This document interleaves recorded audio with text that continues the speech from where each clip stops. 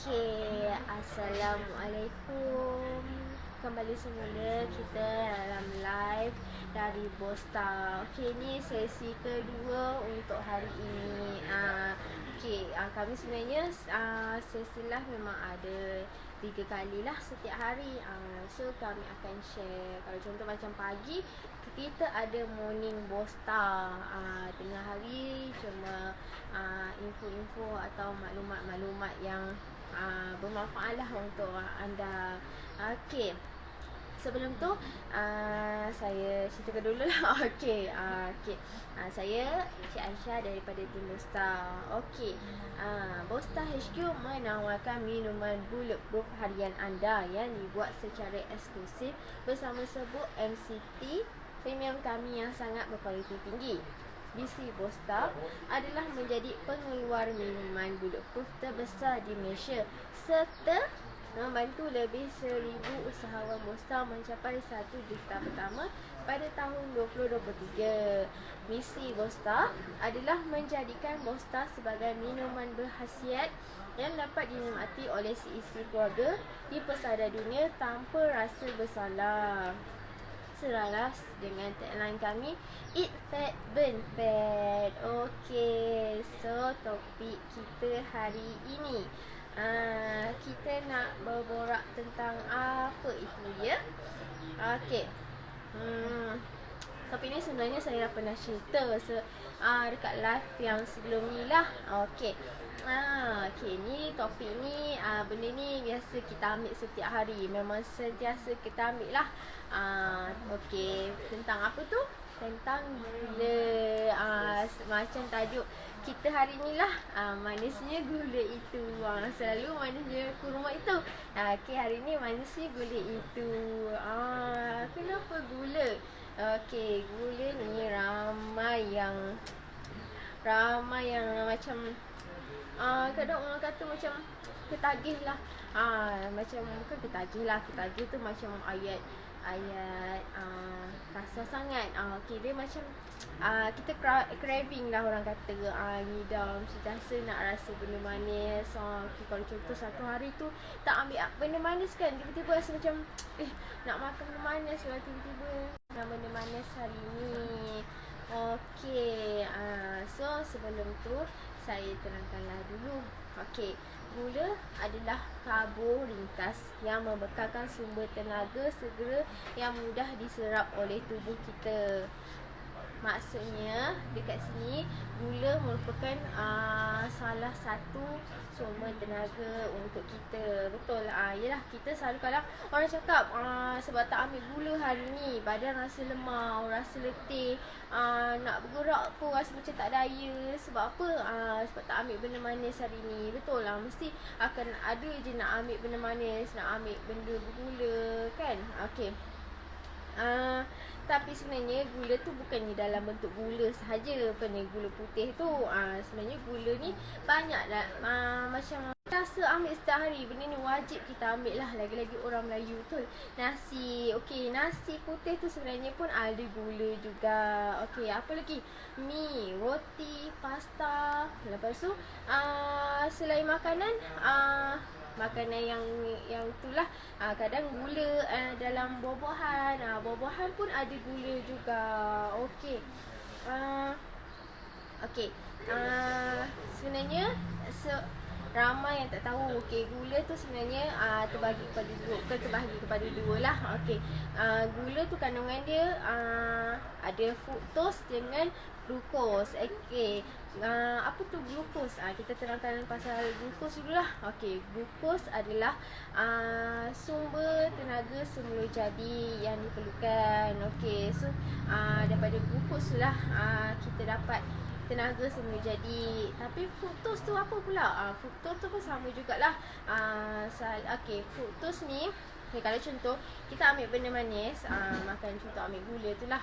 Okey, gula, glukos memang akan diserap oleh tubuh kita, akan diserap ke dalam sel untuk dijadikan sebagai tenaga.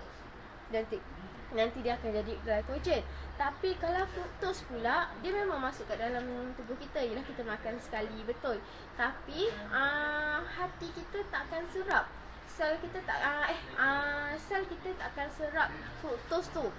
Fructose tak akan diserap oleh sel. Tapi bagaimana? Siapa dia yang terima fructose tu?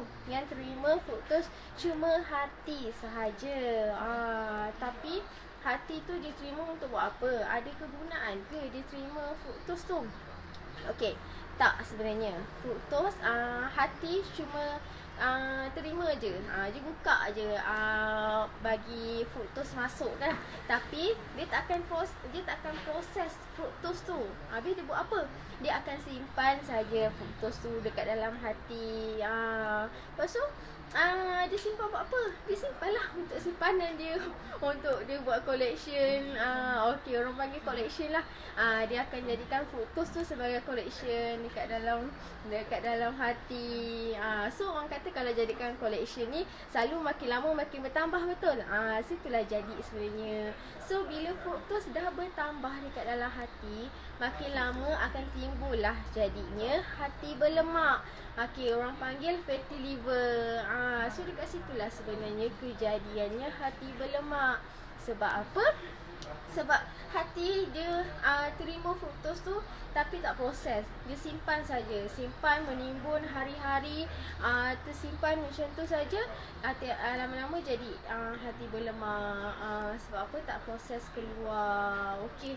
Satu pemakanan lah daripada pemakanan. Okey. Dekat mana je ada fructose? Okey, gula dekat dalam buah-buahan pun ada fructose juga. Sebab tu lah orang kata kalau nak ambil buah-buahan pun kena berpada. Janganlah kata diet nak jaga makan, kurangkan ambil nasi, tapi buah banyak. Ambil satu mangkuk buah tu. Kata nak sihat lah, nak diet lah, tapi ambil satu mangkuk buah. Buah tu pula buah apa? Buah-buah yang manis-manis. Selalu macam nenas lah. Nenas, orang kata nenas madu lah. Apa lagi yang madu-madu tu. Sebenarnya itulah lagi tinggi lah kandungan fructose dia. Tinggi kandungan gula dia. So nanti kalau makan banyak-banyak, dia tak akan proses lah. Dia tak akan simpan dekat dalam hati. Dia tak akan proses untuk dijadikan sesuatu. Hati cuma simpan saja dekat simpan saja fructose tu. Lepas tu lama-lama menimbun, dia buat collection. Lama-lama jadilah hati berlemak. So sebenarnya elok ke tak? Okay. So kita boleh tanyalah diri kita sendiri. So macam okay, macam gula sebelum ni saya ada share lah tentang pemanis yang dibenarkan lah. Okay, tapi sebelum tu saya nak ceritalah sedikit lah. Ni saya macam jumpa dekat artikel-artikel selalu. Mestilah macam daripada kesihatan itu, artikel kesihatan. Kesihatan bukan kesihatan dekat dalam Malaysia lah, dekat luar negara. Apa tu? WHO. Okay. So okay, kalau contoh WHO dia dah letakkan saranan pengambilan gula harian. Maksudnya orang dewasa cuma patut ambil banyak ni saja gula. Sebab apa? Sebab dia tahu orang dewasa guna berapa banyak dia tenaga harian, betul? Ialah orang besar kan, orang dewasa kan banyak bergerak, banyak guna tenaga harian. Jadinya dia dah letak dah saranan berapa je yang sepatutnya diambil. Tapi dekat Malaysia okay, saya share lah. Okay, kalau WHO dia cuma sarankan tak melebihi daripada 10 sudu teh. Okey, maksudnya sudu teh tu kan kecil kan. So tak boleh melebihi daripada 10 sudu teh. Tu pada tahun 2003 lah. WHO je letak saranan macam tu. Tapi lain. Lepas tu ada lagi susu pekat. Nampak tak dekat mana? Susu pekat tu orang selalu cakap tu sebenarnya susu, tapi tak tahu sebenarnya susu pekat tu lagi banyak kandungan gula dia. Susu ni apa je? susu tak banyak pun sebenarnya. Yang banyak yang buat dia nampak pekat sebab sebab gula tu. Orang sedap dia kata itu susu, tapi sebenarnya itu cuma gula. Okey. Tapi itulah kata dekat Malaysia dah lah ada gula putih, ada pula susu pekat. Sebenarnya pengambilan daripada kajian juga, pengambilan dekat Malaysia, ni kajian daripada kajian pengambilan makanan kalangan orang dewasa Malaysia lah pada tahun 2002 dan 2003. Orang dewasa dekat Malaysia ni dia dah ambil lebih daripada yang sepatutnya. Sebab dia dah ambil lah, dia ada gula putih, lepas tu ambil lagi susu pekat.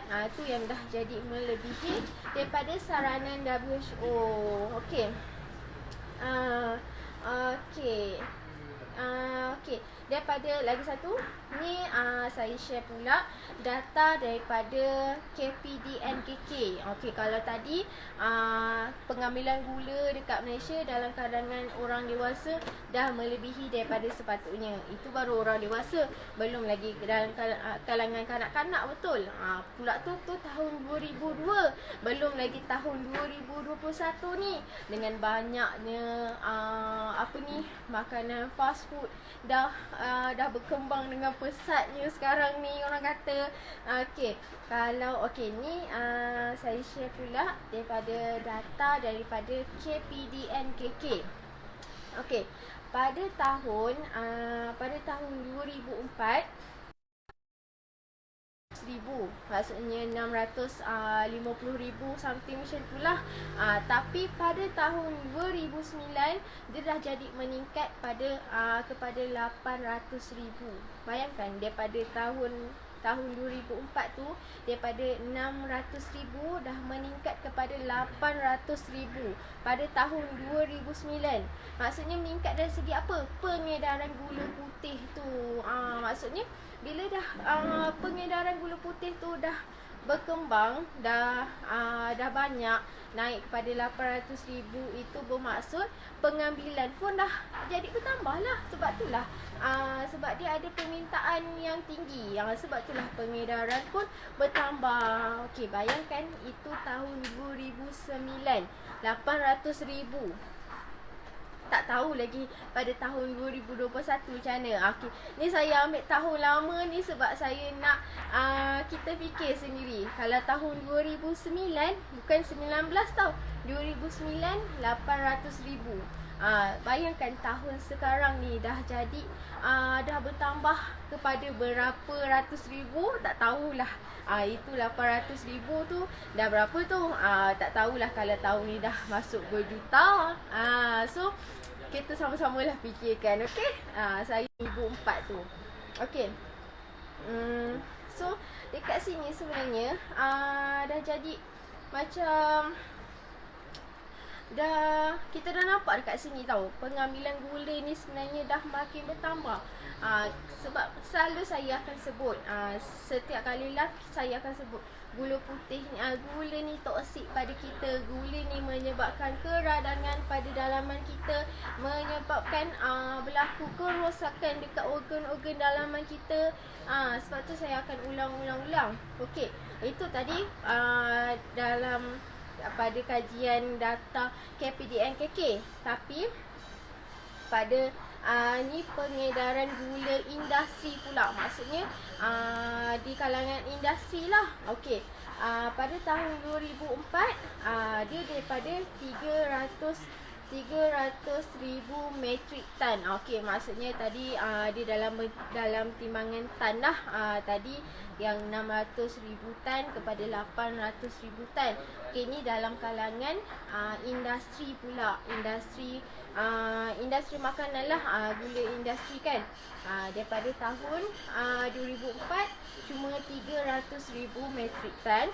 Tapi pada tahun 2009 dia punya dah bertambah 474 metrik tan. 400,000 tau, bukan 400 lebih saja. 400,000. Kalau dah 474,000 tu, maksudnya dia dah masuk kepada hampir kepada 500,000 metrik tan lah, betul tak? So nampak tak dekat situ? uh, pengambilan gula di kalangan orang Malaysia ni sebenarnya makin tahun makin bertambah.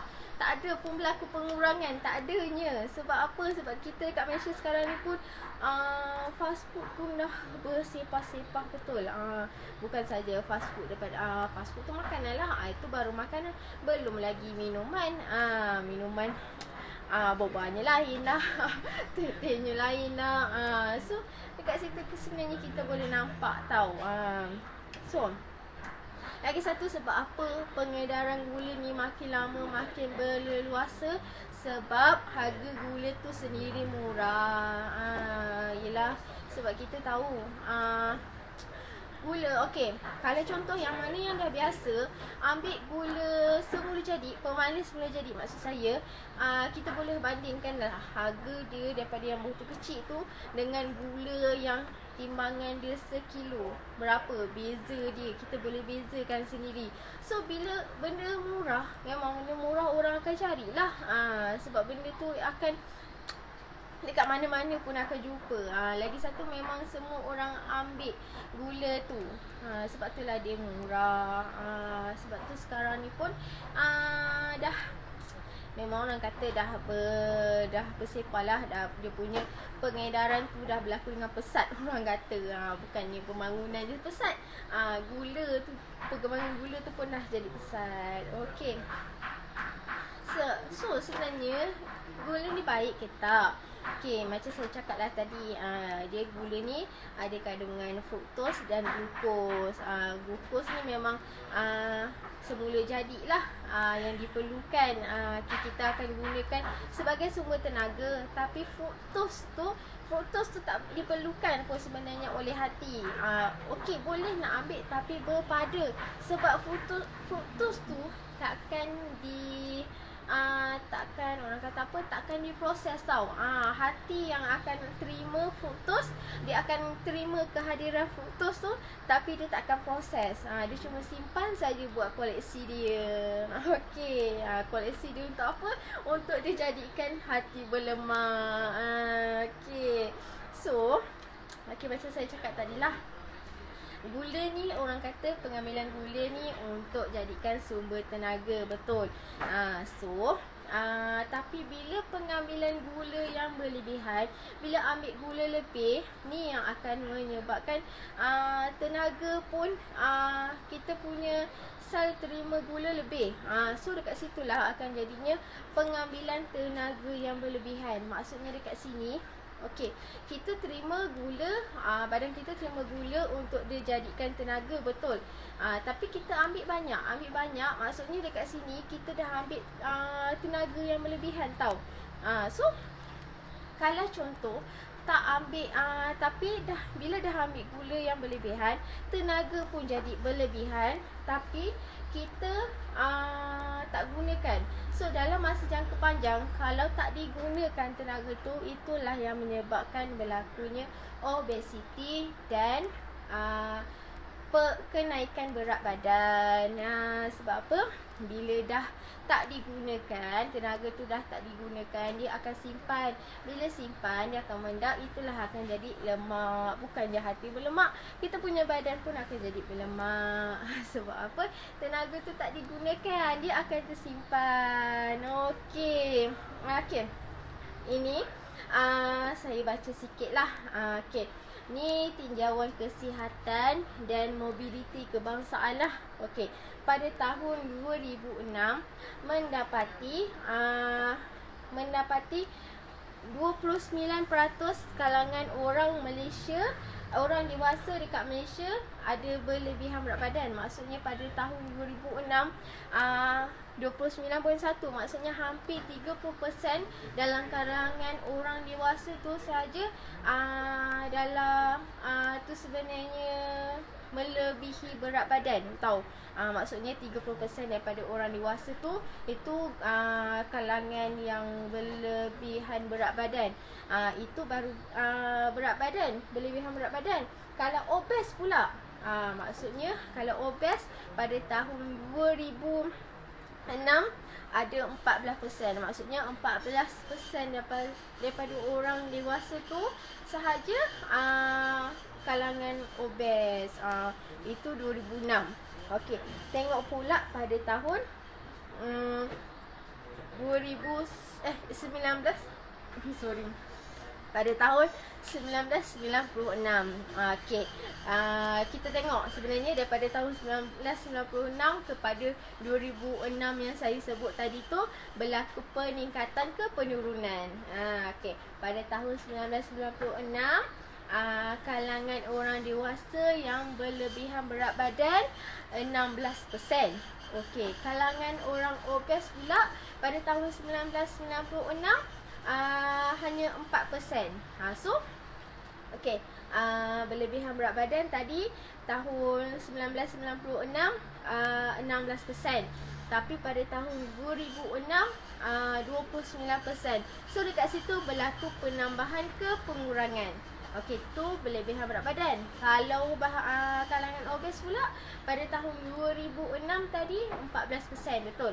Okey, pada tahun 1996 4%. So bayangkan daripada 4% kepada 14%. Itu jadinya kenaikan ke penurunan. So kita bolehlah bezakan dekat situ. Okey. Lagi satu, bila dah berlakunya kenaikan itu pada 2006. So kita tak tahu lagi lah pada 2021 macam mana. Macam biasa, lagi sekali saya nak anda berfikir, kalau tahun saya ambil itu kajian pada tahun 2006, bukan 2016 tau, 2006. So bayangkan daripada 2006 sampai pada tahun ini 2021, agak-agak berapa dah jumlah peratus pada masa sekarang. Marilah kita fikirkan, ya. Petang-petang ni kita kena banyak berfikir sikit. Sebab tu saya bagi nombor-nombor sikit. Okey. Okay, bila dah berlaku obesiti dan berlebihan berat badan ni, apa yang akan terjadi kepada badan kita? Apa yang berlaku lah pada badan kita. Okey, sebenarnya bila dah jadinya obesiti, dah berlakunya berat badan yang berlebihan, dari sinilah yang akan meningkatkan risiko apa? Risiko penyakit lah. Sebab bila kita dah ambil benda tu berlebihan, benda toksik tu berlebihan, kita bagi benda tu dekat badan kita pula tu, so dekat situlah dah terjadinya risiko penyakit daripada berat berlebihan dan obesiti. Apa risiko-risikonya? Okey, yang pertama, ini risiko yang biasalah sekarang ni pun, kalau ikut data memang makin lama makin bertambah jumlah pesakit tu. Okey, apa dia? Penyakit yang akan dapat tu, penyakit kronik. Okey, contohnya antaranya diabetes, kencing manis, darah tinggi dan sakit jantung. Okey, so tiga ni lah. Tiga ni orang kata sebab apa? Penyakit kronik sebab selalu orang kata diabetes lah. Selalu orang kata kalau diabetes ni first ambil ubat saja. Tapi lama-lama dos ubat bertambah, kena ambil pula insulin. Okey. Bila insulin pun dah ambil insulin, makin lama pun dos dia makin bertambah. Last sekali dia akan pergi kepada dialisis. Selalu orang akan kata bila dah jadinya dah kena ambil rawatan dialisis, daripada sebulan sekali, lepas tu naik lagi kepada seminggu sekali, lepas tu seminggu 2 kali, seminggu 3 kali. Lama-lama orang kata selalu memang orang kata tak ada harapan yang tinggi lah. Sebab apa? Sebab dialisis kan dia cuci buah pinggang, betul. Sebab buah pinggang dia dah tak boleh diproses, so dia memerlukan rawatan dialisis untuk bersihkan, kiranya untuk buah pinggang dia. So bila dah lama-lama makin bertambah, jadilah dekat situlah dia dah tak ada harapan. So kita nak ke jadinya macam tu? So kalau bukan untuk diri kita sendirilah, okey, kita fikirlah orang keliling kita, lagi-lagi orang yang tersayang, anak-anak ke, isteri ke, suami ke, lagi-lagi anak-anak lah. Bayang macam mana kita benda tu, walaupun kita rasa macam kesan tu tak melampau pun pada kita, tak adalah teruk sangat pada kita, tapi kita fikir orang keliling, orang tersayang kita, macam mana diorang nak terima kalau contoh tak minta lah benda ni, tapi kalau dah berlaku kehilangan disebabkan penyakit kronik tu, macam mana sebenarnya diorang nak terima, ahli keluarga kita nak terima. So selagi ada kesempatan untuk ubah, untuk jaga, untuk patah balik, kita memang tak boleh patah balik masa, betul, tapi selagi kita boleh ubah untuk ubati, kita cubalah ubati. Selalulah saya selalulah dengar orang kata buat apa nak jaga-jaga makan ni, nanti ni saya cuma ulang tau, orang cakap buat apa nak jaga makan, nanti mati juga. Ya, memang kita semua akan mati, tapi itu tanggungjawab kita untuk jaga. Sebenarnya dekat sinilah kita dapat mengurangkan risiko kita lah. Bila kita dah jaga kesihatan, risiko dekat situ dah kurang lah. Risiko apa? Risiko kematian. Sebab kita jaga betul. Memanglah orang kata kematian tu tak kenal umur, tak kenal walaupun orang kata sihat walafiat, tapi tetap juga meninggal. Tapi kita selagi ada kesempatan untuk jaga kesihatan, kita jagalah sebaiknya. Sebab kita tak tahu berapa lama lagi kita diberi masa untuk spend masa, luangkan masa dengan family kita, betul. So manfaatlah masa tu sebaik-baiknya. Kalau ada kesempatan lagi untuk jaga kesihatan, jagalah baik-baik. Okey. So tu sajalah daripada saya untuk hari ini. Okey, nampaknya ada soalan banyak dekat IG live ni banyak ni. Dalam madu ada fruktos ke? Fatty liver tu bahaya ke? Mana Cik Nurul? Okey, Cik Nurul tak ada. Cik Nurul dah ada session pagi tadi. So sekarang ni session saya. Okey, susu pekat tu apa? Saya nak temus belakang tu cantik. Oh, belakang tu temus Bosta tu, bolehlah pergi ke website kami. Orang kata fruktos sihat, betul ke? Macam saya cakap lah tadi, fruktos tu dia berfungsi ketat untuk tubuh kita. Hati tu cuma simpan untuk buat collection saja sebenarnya. Okey, glukos dengan fruktos sama tak? Tak samalah, macam saya sebut tadi. Dalam Bosta guna pemanis apa? Okey, dalam Bosta kita cuma gunakan pemanis semula jadi. Maksudnya pemanis semula jadi tu apa? Kita cuma serap, okey, dia masuk dekat dalam mulut kita, kita minum, tapi dia tak akan diserap oleh sel. Dia akan lalu dekat tekak untuk buat rasa manis dan keluar macam tu saja. So kita punya sel tak akan serap lah pemanis semula jadi itu. Apa pemanis semula jadi itu? Erythritol dan monk fruit. Kita memang guna pemanis semula jadi je. Kita tak guna gula-gula tu. Okey. Maltos tu apa? Maltos tu pula gula, pemanis lah. Pemanis, tapi pemanis saya lupa sebenarnya. Okey, pemanis ada di kalangan pemanis juga sebenarnya, tapi selalu dekat dalam makanan-makanan proses lah. Okay, banyak ni soalan dekat IG ni saya dapat.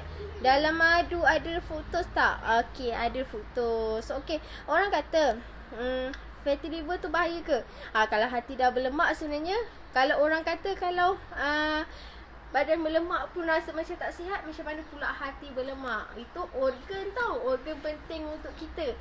So kalau berlemak tu sihat ke tak untuk kita? Nampaknya masa dah mencemburui saya pula hari ni. So itu sajalah perkongsian saya untuk hari ni. Mungkin saya akan sharekan lagi nanti hari akan datang. Mungkin nanti kita tengok nanti hari apa, bila masa yang saya boleh share pada tuan-puan. So saya harap perkongsian saya hari ini memberi manfaat lah untuk yang menonton sampai habis. So sebelum saya terlupa, pagi tadi Cik Nurul ada sebut. So hari ni sekarang saya sebutkan lagi. Sekarang ni Bosta sedang adakan promosi 4-4. Kita promosi ni bukan hari ni sajalah, sampai 8 hari bulan 4. Berapa promosinya? Sebotol ni di kotak kan. Satu bekas ni, satu bekas ni sekarang ni daripada harga RM149 dah jadi kepada RM139, 90%. Okey. Tapi bukan dapat ni sajalah. Kita akan bagi percuma jugalah untuk anda semua. Okey, percuma apa? Kita bagi percuma beg Bosta, beg Oren ni. So setiap pembelian kita akan bagi satu percuma lah beg Bosta ni. So dah alang-alang dah nak puasa ni, betul.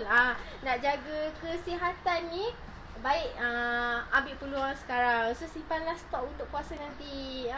So dapat pula beg percuma ni. Okey, nanti kan nak puasa kan, nanti nak pergi sembahyang tarawih, betul.